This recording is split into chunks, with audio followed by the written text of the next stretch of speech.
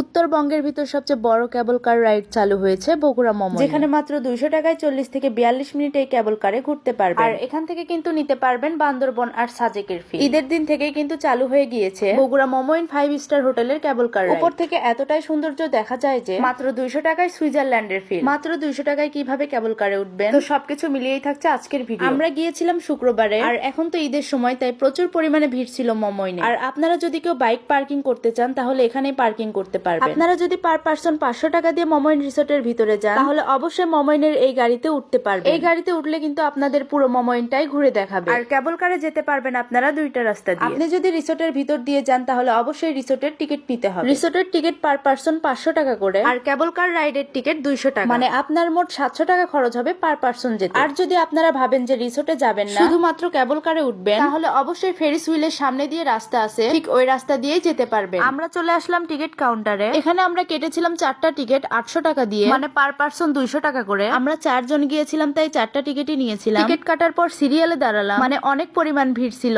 শুক্রবারে। যতই সময় যাচ্ছে, মানে বিকাল হচ্ছে, ততই মনে হয় লোকজন বেড়েই যাচ্ছে। তো এখানে দাঁড়িয়ে থাকতে থাকতে দেখলাম মমোইনের এই গাড়িটা পার্কে ঘোরা শেষ করে রিসোর্টের ভিতরে যাচ্ছে। এখানে যারা কেবল কারে রাইড করে আসছে তারা তো এক এক করে বের হয়ে যাচ্ছে। এখন তো ঈদ, আর তার মধ্যে শুক্রবার, তাই প্রচুর পরিমাণে কেবল কারে ওঠার জন্য ভিড় লেগেছে। তো অবশেষে অপেক্ষার পালা শেষ করে আমাদের সময় চলে আসলো এবার। এখানে টিকিট চেক করে, টিকিট চেক করার পরে টিকিটটা একটু ছিঁড়ে দেয়, আর কেবল কার রাইডে ওঠার সময়ও টিকিট জমা নিয়ে নিবে। এই টিকিটটা নিয়ে 3য় তলায় যাইতে হবে। 3য় তলায় ওঠার জন্য 2টা অপশন আছে, চাইলে আপনারা সিঁড়ি দিয়েও যাইতে পারেন, লিফট দিয়েও যাইতে পারেন। আমরা তো লিফট দিয়েই গিয়েছিলাম। এখানে যাওয়ার পর দেখি এখানেও অনেক সিরিয়াল, মানে এত পরিমাণ ভিড় হয় শুক্রবারে। এখানে অনেকে সিঁড়ি দিয়েও আসতেছিল। আমাদের তো 20 থেকে 25 মিনিট এই সিরিয়ালে অপেক্ষা করতে হয়েছিল। কেবল কারে কিন্তু বিকাল বেলা অনেক পরিমাণে ভিড় হয়, আর আমরা সিরিয়ালে দাঁড়িয়ে দাঁড়িয়ে দেখতেছিলাম কিভাবে কেবল কার থেকে নেমে যায়। আমরা তো ভাবতেও পারিনি যে উপরে আসলে এতটা পরিমাণ ভিড় হবে। আমরা তো গিয়েছিলাম একবারে পারফেক্ট সময়, বিকালে 4:30 থেকে 5টার সময়। আর এই সময় ওয়েদারটা ছিল কিন্তু অনেক সুন্দর। অবশেষে কিন্তু আমাদের কেবল কার চলে আসছে। আমরা গিয়েছিলাম 22 নাম্বার কেবল কারে। আর এই কেবল কারে ওঠার সময় এটি ব্রেক দেয় না, আপনাদের একদম রানিং কেবল কারেই উঠতে হবে।